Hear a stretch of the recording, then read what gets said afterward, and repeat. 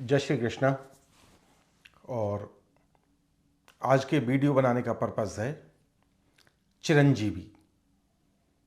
एक ऐसा विषय जिसके पास में कोई भी साक्ष्य नहीं है। विज्ञान साक्ष्य मांगता है, जिसने आंखों से देखा हो और नाक से गंध ली हो। विज्ञान इस तरह के साक्ष्य को मानता है। लेकिन मैं जो चिरंजीवी की बात कर रहा हूं, ये अपने धार्मिक ग्रंथों में लिखा हुआ है। हम सनातनियों ने महाभारत, रामायण को बहुत अच्छी तरह से अध्ययन किया हुआ है। उन्हीं में से कुछ पात्र ऐसे हैं जो चिरंजीवी की कैटेगरी में आ गए हैं। चिरंजीवी मीन्स जिनका अभी तक अंत नहीं हुआ और उनका कभी अंत नहीं होगा। जिस दिन पृथ्वी से सृष्टि का पूरी तरह से विनाश हो जाएगा, उस दिन ये चिरंजीवी वापस अपने लोक में पहुंच जाएंगे और फिर दोबारा से वही सृष्टि की रचना होनी है। वही शिव जी प्रकट होने हैं, वही ब्रह्मा जी होने हैं, वही रामचंद्र जी, वही कृष्ण जी, पूरी लीला दोबारा होनी है, ऐसा माना जाता है। तो वो 7 चिरंजीवी कौन से हैं? वो 7 चिरंजीवियों में सबसे पहले, जो आपको इस समय भी आप जानते हैं, इसलिए वहीं से मैं शुरू कर रहा हूं, हम बहुत पूजा पाठ करते हैं।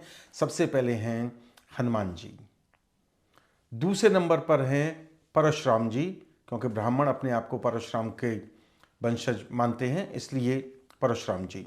तीसरे हैं अश्वत्थामा। चौथे हैं कृपाचार्य जी। पांचवें हैं वेद व्यास। छठवें हैं विभीषण, रावण के भाई विभीषण। और सातवें हैं राजा बलि। ये 7 चिरंजीवियों की ज़्यादातर ग्रंथों में उल्लेख मिलता है। क्यों इनको चिरंजीवी बनाया गया, इसके बारे में डिटेल आपको करूंगा।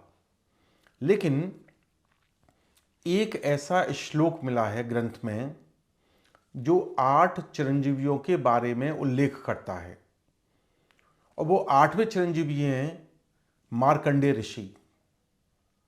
तो श्लोक क्या है? श्लोक है अश्वत्थामा बलिव्यासो हनुमाश्च विभीषण कृपया परशुरामश्च सप्तमे चिरंजीवितः। इसका मतलब क्या है? अश्वत्थामा, बाली, व्यास, हनुमान, विभीषण, कृपाचार्य और परशुराम, ये 7 चिरंजीवी हैं। श्लोक की दूसरी लाइन क्या कहती है? मार्कंडेयधाष्टम जीविदुर्ष शत सोपे सर्वव्याधि विवर्जितः। और इसकी दूसरी लाइन ये कहती है, इन 7 के साथ में मार्कंडेय ऋषि के साथ जप करने से सभी तरह के रोग निरोग होते हैं, रोग दूर होते हैं। तो मार्कंडेय ऋषि भी इसमें इंक्लूड किए गए हैं 8वें चिरंजीवी को शामिल करते हुए। और कहा यह जाता है कि आप इन 8 चिरंजीवियों का यदि जप करते हैं तो 8 चिरंजीवियों का जप करने से आप भी इन्हीं की तरह से चिर आयु होंगे, निरोगी होंगे, आपको सभी सुख सुविधाओं की प्राप्ति होगी। कुछ इस तरह के भी वक्तव्य मैंने सुने हैं जो ऋषि मुनि हैं, पहाड़ियों पर, हिमालय में सिद्धियां करते हैं, योग करते हैं, -50 डिग्री सेल्सियस टेम्परेचर पर भी वो वहाँ रहते हैं।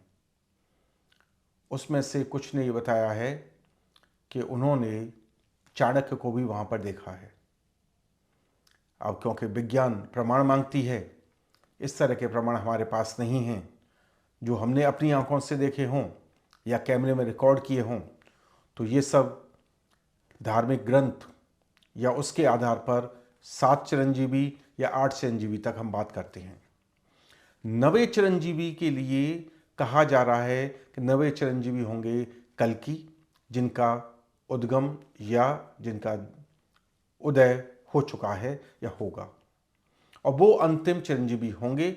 इन सभी के साथ में अंत में उनको भी वापस स्वर्गलोक जाना है।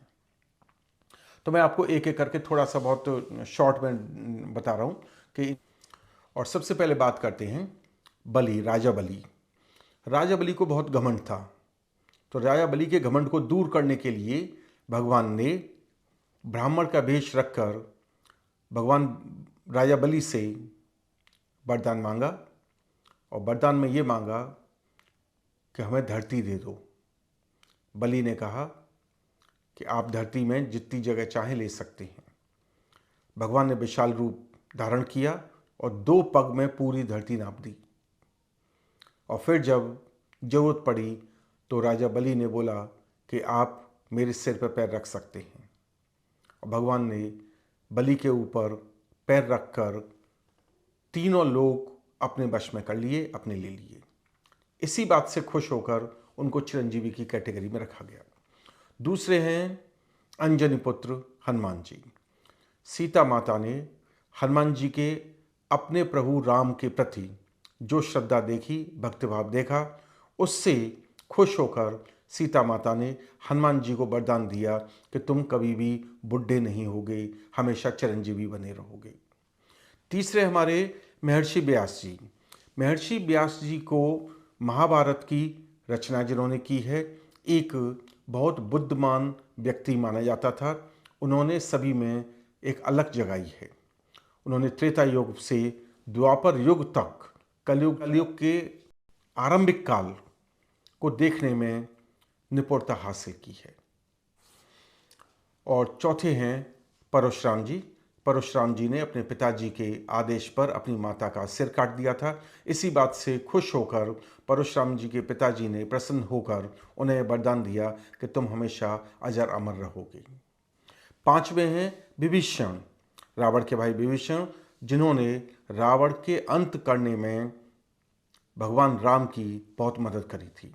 उन्होंने ही बताया था कि भगवान राम को बताया था कि रावण का जीवन कैसे अंत होगा। इसी बात से खुश होकर भगवान राम ने उनको आशीर्वाद दिया कि तुम हमेशा चिरंजीवी बने रहोगे। छठवें हैं अश्वत्थामा, जो एक महाभारत का बहुत बड़े पात्र हुए। गुरु द्रोण के पुत्र थे अश्वत्थामा। वो 11 रुद्र अवतार में से एक माने जाते थे। अश्वत्थामा अजर अमर है, लेकिन श्री कृष्ण के श्राप के कारण वो किसी के संपर्क में नहीं आ सकते। और सातवें हैं हमारे कृपाचार्य। कृपाचार्य जी कुरु और पांडवश के कुल गुरु थे और एक असाधारण व्यक्तित्व थे। उनके लिए सभी बराबर थे। इसी बात से खुश होकर उनको चिरंजीवी की कैटेगरी में रखा गया है। आपको किसी भी तरह की प्रॉब्लम है, हमारा न्यूमरोलॉजिकल चैनल है। न्यूमरोलॉजी से रिलेटेड क्वेरीज को सॉल्व करते हैं, लेकिन न्यूमरोलॉजी के साथ में एस्ट्रोलॉजी, वास्तु का भी सहयोग लेते हैं। या आपको कोई प्रॉब्लम है in relation to marriage, visa, child issues, divorce, love affair, prosperity, घर है या कुछ और है, उन सभी प्रॉब्लम्स के लिए हमसे संपर्क कीजिएगा। हमारा व्हाट्सएप नंबर है 9675613355। जय श्री कृष्णा।